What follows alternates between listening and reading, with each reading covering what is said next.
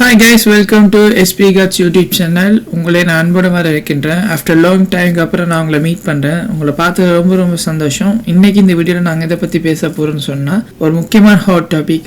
நம்ம விஜய் அண்ணாவோட கடைசி படமான ஜனநாயகன் படம் வந்து ஜனவரி 9 ரிலீஸ் ஆயிருக்கு. அதுக்கு முன்னாடி நம்ம தமிழ் சினிமாவில் சில திரைப்படங்கள் ஒரு சாதாரணமான படங்களாக இருக்காது. அந்த வகையில் தான் ஜனநாயகன் பார்க்கப்படுது. இந்த வீடியோ போகிறதுக்கு முன்னாடி எங்களோட சேனலுக்கு நீங்கள் ஃபர்ஸ்ட் டைம் விசிட் பண்ணுறீங்கன்னு சொன்னால் கைஸ் ப்ளீஸ் எங்களோட சேனலை சப்ஸ்கிரைப் பண்ணுங்கள்.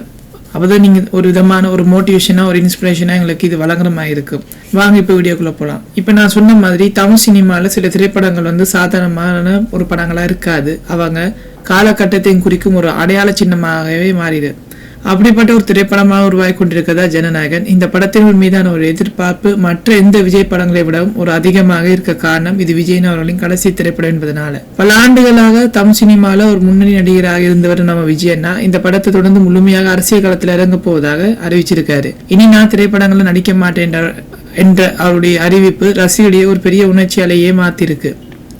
அதனாலதான் ஜனநாயகன் என்பது ஒரு திரைப்படமாக மட்டுமில்லாம ஒரு பயணத்தின் முடிவாகவும் இன்னொரு பயணத்தின் தொடக்கமாக பார்க்கப்படுது. இந்த படம் ஜனவரி 9 உலகம் முழுவதும் திரைக்கு வர இருக்கு. அமெரிக்கா, இங்கிலாந்து, மத்திய கிழக்கு நாடுகள், மலேசியா, சிங்கப்பூர் என உலகம் முழுவதும் உள்ள தமிழ் ரசிகர்கள் இந்த படத்திற்காக காத்துக்கிட்டு இருக்காங்க. நானும் தான். இந்த தாக்கத்தை வெளிப்படுத்தும் வகையில இந்த படம் வெளியாகும் முன்பே வெளிநாடுகளில் சுமார் 5 கோடிக்கு மேல டிக்கெட் வந்து சேல்ட் ஆயிருக்குன்னு சொல்லி தகவல் வந்திருக்கு. இது இந்த படம் மீது ரசிகர்கள் வச்சிருக்கும் ஒரு அன்பு, ரசிகர்கள் விஜயண்ணா மீது வச்சிருக்க லவ், உணர்ச்சி பிணைப்பையும் எங்களால் பார்க்க முடியுது.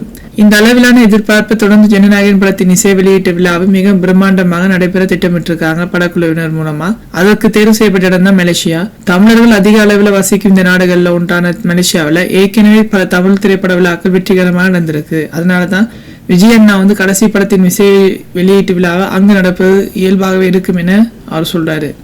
ஆனா இந்த இசை வெளியீட்டு விழாவை சுற்றி ஒரு சர்ச்சையான தகவல் வந்திருக்குது. மலேசியா நடைபெற இந்த நிகழ்ச்சியில விஜய் அரசியல் தொடர்பான எந்த விஷயத்தையும் பேசக்கூடாது என அந்த நாட்டின் காவல்துறை அறிவிச்சிருக்காங்க என ஒரு பிரபல பத்திரிகையாளர் தெரிவிச்சிருக்காங்க. மேலும் விஜயின் கொடியை அந்த நிகழ்ச்சிக்கு மேடைக்கும் கொண்டு வரக்கூடாது என்று அனுமதி இல்லை என்றும் அவங்க கூறியிருக்காங்க. இந்த செய்தி வெளிவந்த பிறகு சோசியல் மீடியால சில விவாதங்களே வெடிச்சிருக்கு. ஒரு நடிகராக வந்தவர் இப்போ அரசியல்வாதியாக மாறப்போகிறார் என்பதற்காக அவருடைய பேச்சுக்கு என்ன தடை என்று கேள்வி எழுப்பிட்டு வராங்க. மறுபுறம் இந்த நாட்டின் சட்ட நடைமுறைகளே ஒரு பகுதியாக இருக்கலாம் என அவங்க சொல்றாங்க. இந்த இரண்டு நிலைப்பாடுகளும் ரசிகர்களே ஒரு பெரிய விவாதத்தை உருவாக்கி இருக்கு. விஜய் இதுவரை பொது மேடைகளில் பேசும்போது அரசியல் சார்ந்த கருத்துக்களை நேரடியாக கூறாம மறைமுகமா பேசுறது அவர் வழக்கமா வச்சிருக்காரு. ஆனா இப்போது அவர் அரசியல் களத்திலே நேரடியாக இறங்க இருப்பதாக அவருடைய ஒவ்வொரு பேச்சும் ஒவ்வொரு வார்த்தையும் அரசியல் பார்வையில பார்க்கப்படும். அதனாலதான் மலேசியா இசை வெளியீட்டு விழாவில் வந்து விதிக்கப்பட்டதாக இந்த ரூல்ஸ் வந்து சொல்லப்படுது.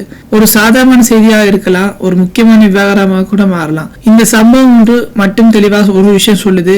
விஜய் அண்ணா இனி ஒரு நடிகராக மட்டுமல்ல, அவர் பேசும் ஒவ்வொரு வார்த்தையும், அவர் எடுக்கும் ஒவ்வொரு முடியும் எல்லாமே ஒரு அரசியல் அர்த்தம் கொண்டுதான் பார்க்கப்படும் காலமாக தொடங்கியிருக்கு.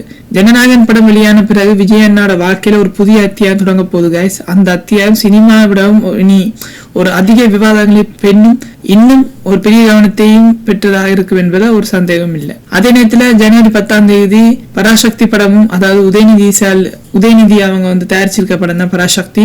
இந்த படம் சிவகார்த்திகேயன் மூலம் நடிக்கிறாங்க. ஆனா அதே படமும் முதல்ல ஒரு கிழமை தள்ளி வச்சிருந்தாங்க. இப்போ ஒரு சில பல ரீசனுக்கு, அதாவது விஜய் மேல வச்சிருக்க அந்த கர்வம், விஜய் மேல வச்சிருக்க அந்த பொறாமை தன்மையை வெளிப்படையாக கொண்டுதான் ஜனவரி 10 விஜய் அண்ணா ரிலீஸ் பண்ற அதே டேட்ல உதயநிதி ஸ்டாலினும் ரிலீஸ் பண்றாரு. இது எப்படி நாங்க பார்க்கணும்னு சொன்னா, அரசியல் இப்ப வந்து ஸ்டார்ட் ஆயிருக்குன்னு நான் சொல்லலாம். எனக்கு தெரியும் விஜய் அண்ணா தான் ஜெயிப்பாரு. விஜய் அண்ணா தான் சிஎம் ஆவார் 2026. So vote for TVK and subscribe my channel guys. Thank you.